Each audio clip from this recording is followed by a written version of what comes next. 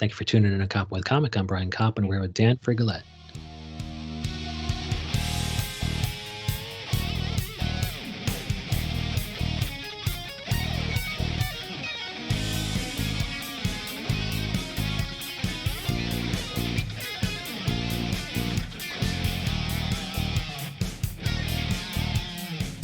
Dan Frigolette, how the hell are you? Hey man, thanks for having me. Am I slaughtering the name? I know it rhymes with Gillette, but it's a hard G. No, you crushed it. It's perfect. That's fucking crushing it. And it's good because that's you across social platforms. People gotta fucking know how to spell and say Dan Frigolette, right? They probably already do because you have the Porn Stars Are People podcast. That's pretty huge. Yeah, you know what? I found out at the beginning of my career, the first thing I ever did in entertainment was I was on the radio, and they made me change my name, right? They were like, that's not a real name. You can't do that. Like, that is my real name. So I was Danny Shays for like 5 years, right? Fucking Danny Shays. Oh, and bro. the whole time I'm Danny Shays, and it's not representing my Italian heritage, I'm having to say things like, here's Christina Aguilera with Genie in a Bottle. So I was like, you know what? If I got to learn Christina's name, these people can learn my name. Yes. Yeah. So I mean, when you're on somebody else's radio show, it's, they can call you whatever the fuck they like. But when you are the creative force, like Christina Aguilera, I mean, you're Dan Frigolette, right. Man. You're fucking hilarious. You got your huge big pod. You could say, learn the fucking name, motherfuckers, right?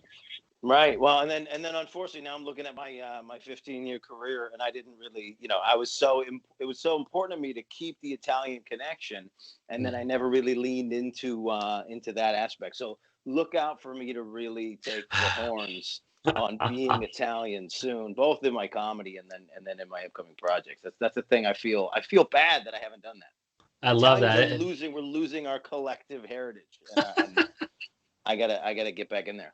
Yeah, those old Italian acts are going to die soon. We got to make sure we got Dan Frigolette waiting in the wings with a sweet Italian accent, right? Right.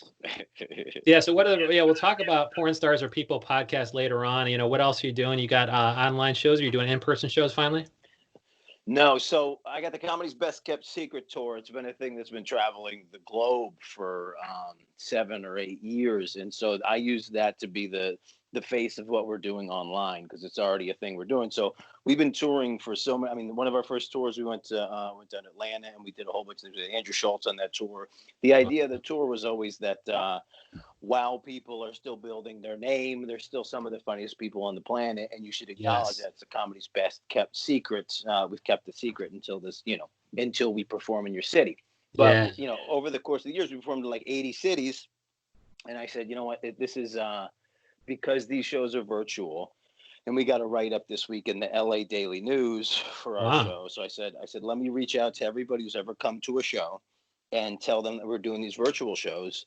And the shows have been, we've been doing them since I was really hesitant about doing comedy at all at the beginning of this thing. So I think I waited until, I think it was even May before I did anything. And yeah, I waited a little bit too, just to figure out that this shit was actually going to close us for a long time.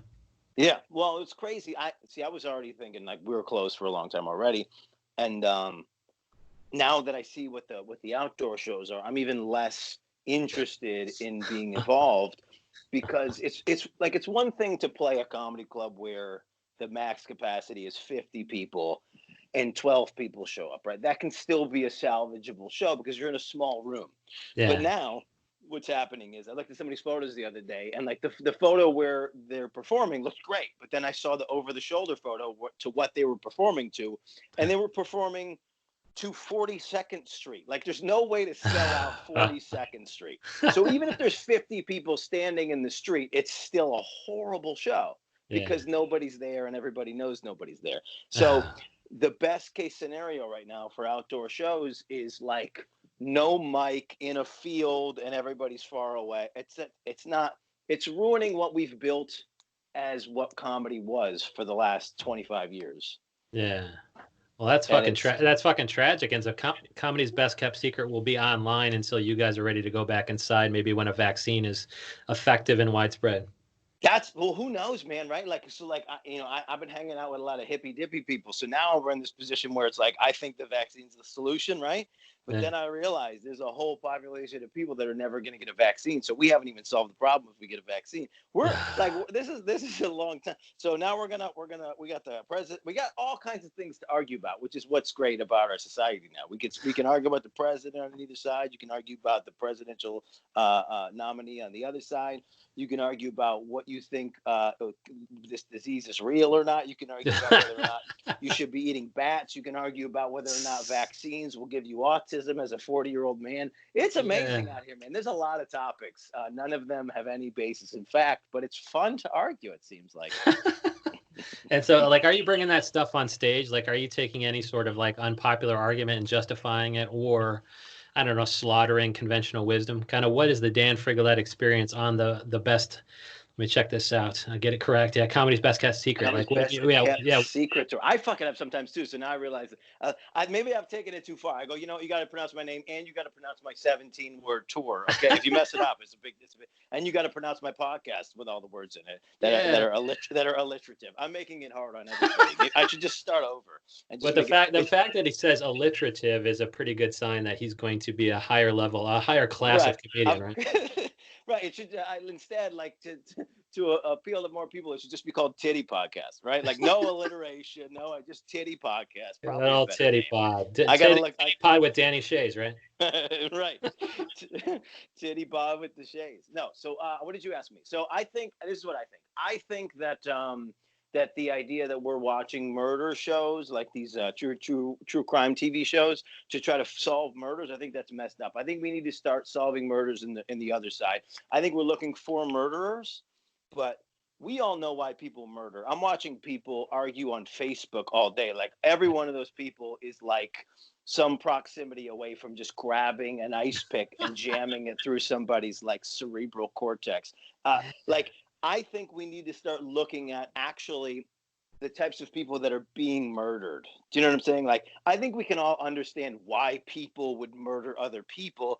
I think we need to look at who's getting murdered to decide if they're even good people. Because if you murder somebody who's a dick, then we just go, you know what? I understand now why you murdered that guy. He's kind of an asshole. He was riling everybody up. He's making people pronounce his name in public. It's the whole thing. Time served. Out of here. Time served, man. Yeah, it's one of those things. It's like, look, they always go to the neighbor to like figure out what's going on. Look, can you think of anybody who would have wanted to murder Brian? And I apologize if that's your name. And like, if the neighbor says any more than one person, then stop looking for, like, it's done. Like, multiple people are in the discussion. There's multiple credible people that could have murdered this guy. This guy's a dick. Leave it alone. Yeah, I love that. That could be a show too. Dan Frigolette like is kind of investigating like either real murder or fake murder, and just kind of like looking at the victim's Facebook posts or whatever, and just making fun of the fact that this dude he had it coming. Yeah, like, what was the show? How to Catch a Predator? It would just be like, should we kill a prick? That would be the show, I guess. Something like that. Is it fine that this person is dead? Yeah, I will donate $1 to the criminal defense fund for every fucking douchebag who hated this victim, or every person this victim pissed off. That Brian is dead, right? Yeah. And I love that. I can see that.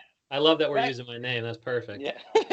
Well, it's just the perfect like guy who it could go either way. You know what I mean? Like, everybody who's in a relationship right now, every guy who's in a relationship knows that his girlfriend at some time or another fucked a Brian, right? So like, it's a good example.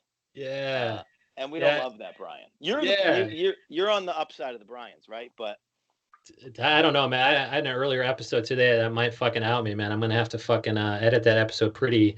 I don't want the Me Too people coming for me, but that's the life of a comedy podcaster. It is hard. Yeah, right? You're going to be open and honest in cancel culture, and you try to go for the joke, and then the person on the other side of the podcast just goes, "So what you're saying is that you violate consent all the time?" You're like, "Bro, I'm just trying to make a joke." Like, you know what I mean? Obviously, that's not my situation. But yeah, this keeps happening to people. They can push you into a corner about whether or not you're racist, non-consenting, and gender biased. It's hard. I love it. You had those 3 things at the ready. That was fucking great. Like, and are you finding that you're able to talk about these things at certain comedy clubs at a certain part of the nation or the world and not others? Are you kind of like feeling out the audience, or is your act sanded down of any rough edges? It's funny you said that because that's what I have on my vision board is those three things.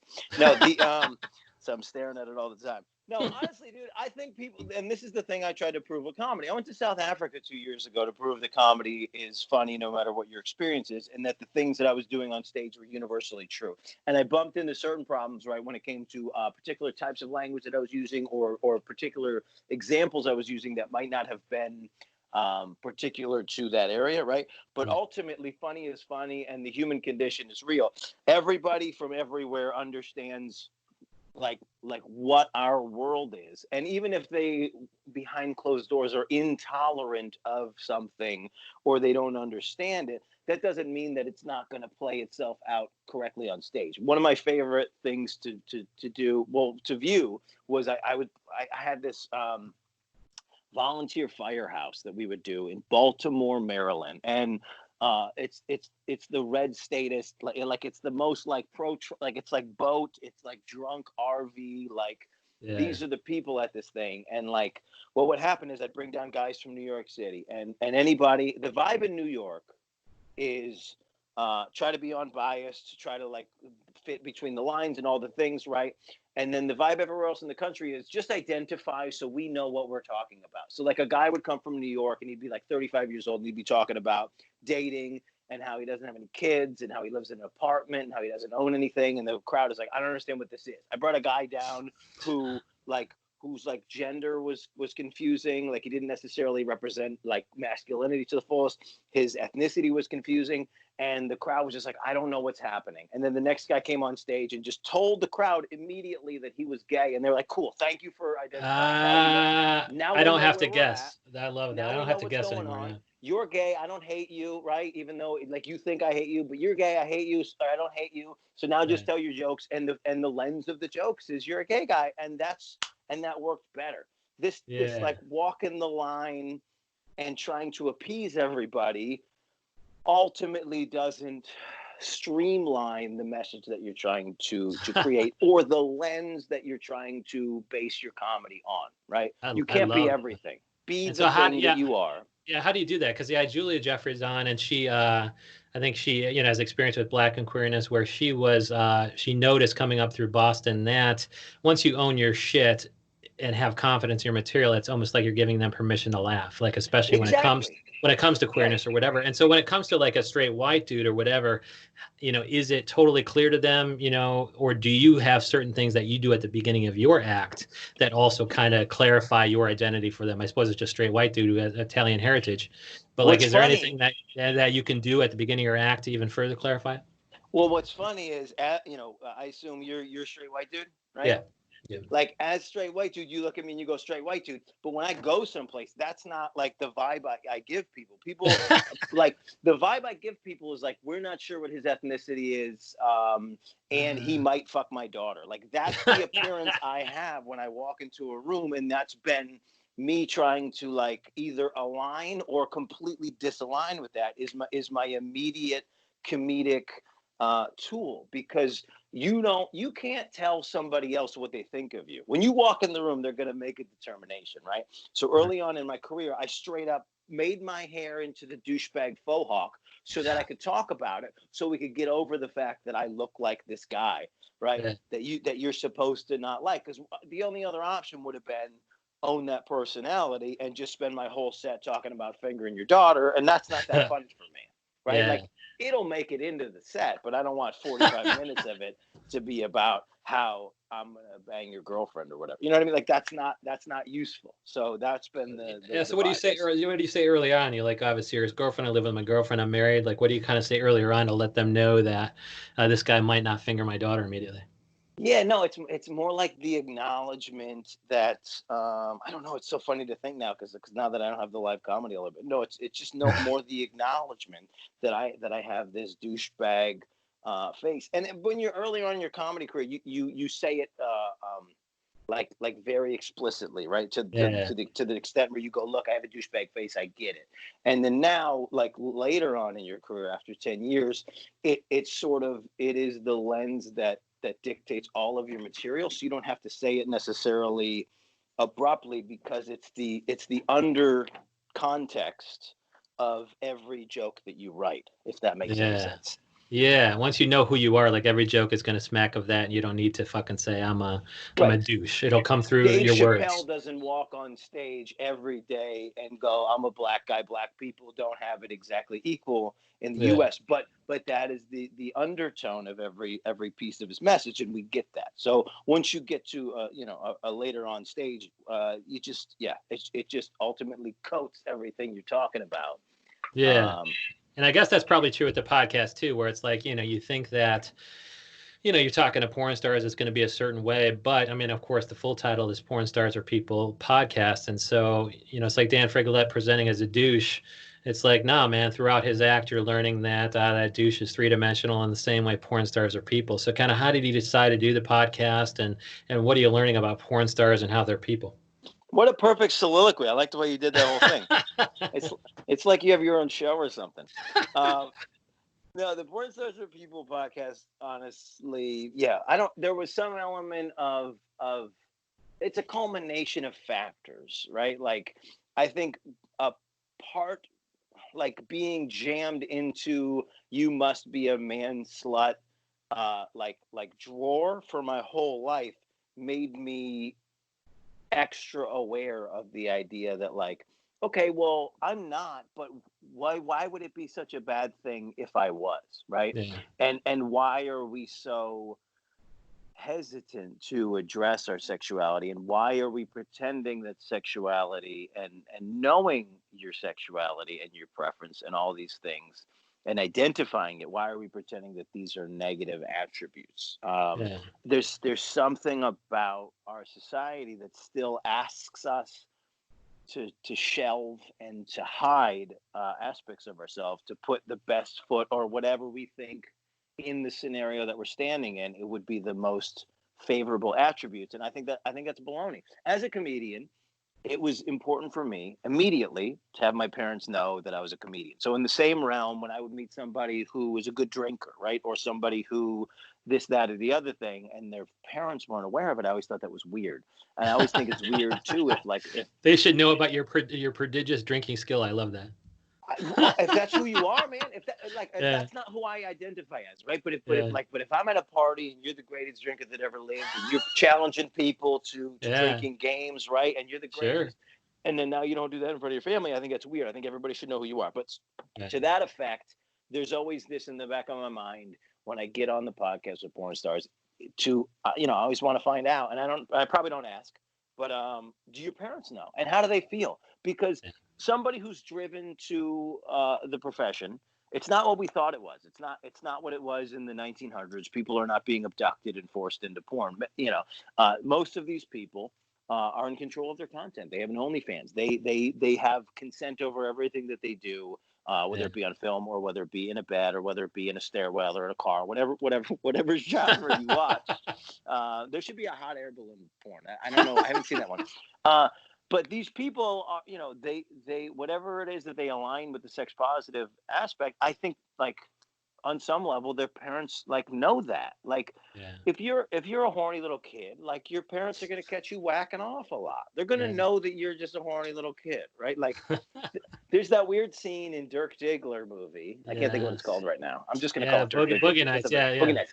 And where he's like, he's got this hog on him, and that's what he thinks is the most important thing about him, right? So he's fighting with his mom, and he goes, "There's things about me. There's things about me you don't know. What I could do. You don't know what I can do. Things about me, right?" And he's talking about his dick. But it's not. That's just a metaphor for the idea that, like, look, people that are ultimately, like, imagine that you were the greatest piano player of all time, and you didn't want your family to know that because there was some stigma around it, and it's a bad example, right? But being extra sexual or being in touch with your sexuality should not be the stigma that it is. So that's always been the goal of the podcast. We don't always get there, right? Sometimes we're just messing around. Sometimes we're just talking about sending dick pics. But sometimes we get to the heart of what it is to be your own business and have it not matter that it is. The weird thing is that the places that comedian and entertainers align with porn stars, especially in today's society, is like quadruple fold, whatever that word would be. Like, You just align all the places because they make their own hours. They have to have a drive to be successful. They really need to like build a brand. Yeah, And they're their own boss. persona hustle. Right. You have to know what your fans want from you. They're their own boss, right? They have to, right. All those things. And so it's just like giving the people what they want. That's what Dan Frigolette does. And then like, bringing it back to the comedy, like comedy's best kept secret. Of course, people are going to look at your podcast because that's fucking amazing. Like when do the podcast episodes drop? Portraits of People podcast every Monday at midnight East Coast. Basically Sunday night. And is that paywall protected? Is that Patreon or is that it looks like SoundCloud? It's on SoundCloud because I've been doing it long enough that I didn't really like do all the like what's Libsyn. I didn't do all that research, and then at some point I decided that there are successful podcasts on all the platforms. So what does that really matter? Yeah. But yeah, I have a Patreon. I'm still trying to figure out the best way to create. The problem is, and then this is where we bump into it. I started a podcast that tacitly gets guys who are still holding their wieners to listen in, and I'm not creating content for you or holding your wiener and then finishing with your wiener in hand. So I've done some, like in whatever I've done something wrong to the fact that like I'm not reaching the sex positive audience that really wants to know some of this stuff. I'm reaching the masturbators, which is fine. No disrespect to a masturbator. I just think we're all different people for the 8 minutes that we're holding our dicks in our hands. Yeah. And so, you got to make sure you're attracting the right audience to you. And so, part of that is coming on the Koppen with Comic and letting everybody know that fucking, Dan Frigolette is no longer Danny Shays. And someday he's going to unleash the Italian on everybody, unleash the Dago on everybody. And I can't wait for that day. I love the beard. The beard is working for you, man. Like on Instagram here. But like it's working though. Like I really think like you're gonna walk in and people won't think douche anymore. They're gonna think Middle Eastern, man. Are you ready for that? That could be a good thing. I've already gotten that. That's the thing. Yeah. Like, I've always had the beard where I just rock it like it's like a shave on Monday situation, and then see where we get to kind of deal. Before it becomes a problem. But no, man, this is a significant beard. If people, they obviously can't see me, but if they don't understand, I'm going to do the photo shoot with the beard soon. But if they don't understand, like this is the best way for me to describe it.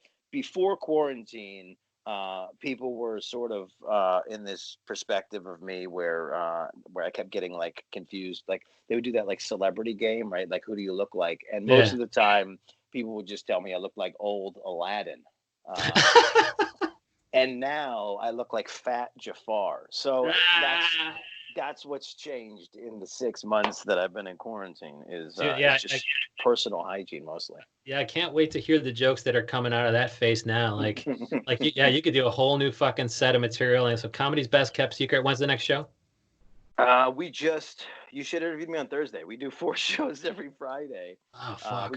And we try to repost it, but it's 5 o'clock, 8 o'clock, 10 o'clock at midnight Eastern Standard Time because we're trying to hit all the things. So the 5 o'clock, honestly, we get broadcast out to England. We got some veterans that listen in England, and then the midnight we try to get on the West Coast, and then if possible, like we had somebody on from Australia the other day. We've been having guests on from South Africa. We've had guests on from England. So that's sort of the value and the virtue of trying to do that many shows in one night is that we're crossing so many time zones that hopefully we can become a global entity, at least for the time being. And so that's via this Zoom link on your Dan Frigolette. Is that where they see Comedy's Best Kept Secret? I will go comedy's best kept secret tour.com. It's the easiest, fastest way to find me. It's also on danfrigolette.com. But yeah, man, but it's been a rough week, man. Like I pre-taped all the shows this week because I spent all week trying to figure out how to facilitate going to a funeral and not make my family have to move everything, in the world. Dude, we didn't even get to talk about the suite. Yeah, we're gonna have to talk about that next time you're on. We had a topic that was planned, but once you get Dan Frigolette going, man, he's hilarious, and we're out of time. So Dan Frigolette, thank you so much for coming on. I appreciate you.